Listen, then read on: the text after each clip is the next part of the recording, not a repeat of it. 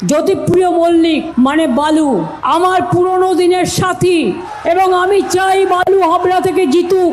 আপনারা হাবড়ার মানুষ যা চাইবেন করে দেবো। বালুর প্রতি অবিচার হয়েছে, বালুর নামে বদনাম দিয়ে বেড়াচ্ছে আমি শুনেছি হাবড়ার প্রার্থীর নামে। আমার গভর্নমেন্টে বালু যত ভালো কাজ করেছে এ কেউ করতে পারেনি। ওকে হিংসা করে গ্রেপ্তার করেছিল, কোনো প্রমাণ পাইনি।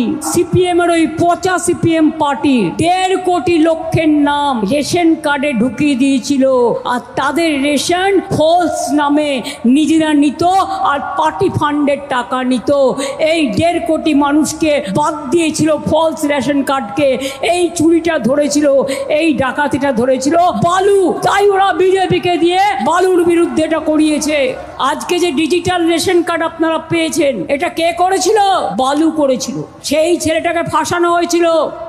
রাজ্যে যখন ভরসাহীন ভয় আউট, ঠিক তখনই মমতা বন্দ্যোপাধ্যায়ের পাশ থেকে সবাই কেমন যেন আউট হয়ে যাচ্ছে। হ্যাঁ, ঠিকই বলছি, আউট হয়ে যাচ্ছে। আর আউট হওয়া প্লেয়ারদের তালিকায় নতুন সংযোজন জ্যোতিপ্রিয় মল্লিক। যদিও আনুষ্ঠানিকভাবে তিনি দলনেত্রীকে জানিয়েছেন তার শরীর আর সায় দিচ্ছে না, তাই তিনি দলের কাজ করতে পারছেন না। দল তাকে যে দায়িত্ব দিয়েছে সেই দায়িত্ব দিয়ে যেন তাকে অব্যাহতি দেওয়া হয়। এটা তো নয় গেল একটা পোশাকি পত্র, কিন্তু সত্যিই কি জ্যোতিপ্রিয় মল্লিক আর কাজ করতে পারছেন না? কাজ করবেন কি করে? রাজ্যে তো এখন পালাবদল হয়ে গিয়েছে। আর জ্যোতিপ্রিয় মল্লিক, যাকে মমতা বন্দ্যোপাধ্যায় বলতেন বালু, সবচেয়ে বেশি কাজ করেছে। এমনকি গত বিধানসভা নির্বাচনে হাবড়ার জনসভা থেকেও তিনি প্রকাশ্যে বলেছিলেন যে তার মন্ত্রিসভায় যদি কেউ সব থেকে বেশি কাজ করে থাকে তার নাম বালু, জ্যোতিপ্রিয় মল্লিক। আর সেই জ্যোতিপ্রিয় মল্লিকই কিনা এবার আউট হয়ে গেলেন মমতার তালিকা থেকে। আর এই বিষয় নিয়ে আজকে বিধানসভায় প্রতিক্রিয়া ব্যক্ত করেছেন একের পর এক বিজেপি বিধায়করা। শুনুন তারা কি বলছেন। চাল চোর বালু, এখন মমতাকে ফেলে হয়ে গেল কালু, তো কি করবো বাবা? এই জ্যোতিপ্রিয় মল্লিককে তো এক সময় আরে জ্যোতিপ্রিয় মল্লিক না, বললাম চাল চোর বালু। তার বিরুদ্ধে তো ব্রিটিশ শাসনের সময়ও অভিযোগ উঠেছিল, তখন তো কোনো পদক্ষেপ নেওয়া হয়নি, তিনি ইস্তফাও দেন। দিদিও তো তাকে তাড়াইনি, উনি কেন ইস্তফা দেবেন? দিদিও তো তাকে সরাননি। পার্থ চ্যাটার্জিকে সাসপেন্ড করেছিল, তাড়িয়েছিল, সরিয়েছিল, সব করেছিল। বালুকে তো সরাইনি। দিদির আসলে রাখতি, গার্লফ্রেন্ড রাখবি কেন এই বুড়ো বয়সে?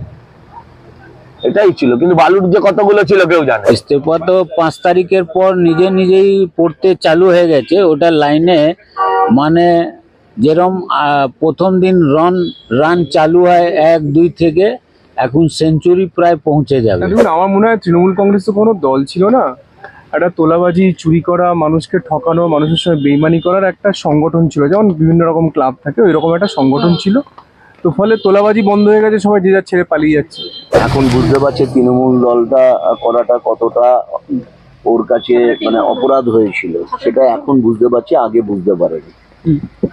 তো এরকম অনেকেই ইস্তফা দেবে, জ্যোতিপ্রিয় মল্লিক একা নয়, তৃণমূল দলটাই আর থাকবে না। যে অবস্থা পশ্চিমবাংলায় কংগ্রেসের হয়েছে, সিপিএম এর হয়েছে, তৃণমূলের হয়েছে, আর ঠিক এই একই অবস্থায় ওই তৃণমূল দলের যা হবে জ্যোতিপ্রিয় মল্লিকও তাই হবে। এরা হারিয়ে যাবে আস্তে আস্তে।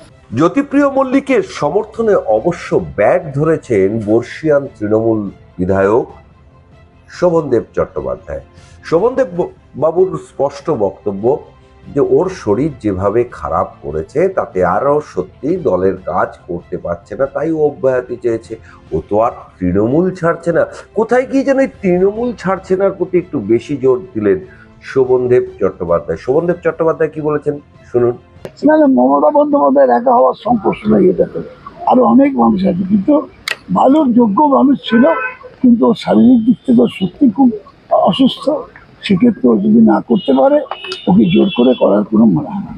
সব মিলিয়ে বালু মল্লিক বা জ্যোতিপ্রিয় মল্লিক বলতে একের পর এক স্লোগান কিন্তু ওঠে, বা একের পর এক সমাজ মাধ্যমে ভিডিওও রয়েছে। এখন বিজেপির বক্তব্য, রাজ্যে যেহেতু ভরসা ইন করেছে, তাই মমতা বন্দ্যোপাধ্যায়ের আস্তিন থেকে অনেক প্লেয়ারই আউট হয়ে যাবেন। আর সেই আউট হওয়া প্লেয়ারদের দিকেও কিন্তু নজর থাকবে আমাদের। আগামীতে কারা কারা আউট হচ্ছেন সেই তথ্যও পেশ করব আপনাদেরই সামনে। তবে এখনকার মতো আপডেট এই পর্যন্ত। সমস্ত খবর ও আপডেটের জন্য চোখ থাকুক নিউজ পোল বাংলায়। নিউজ পোল বাংলা, খবর বিশ্বজুড়ে।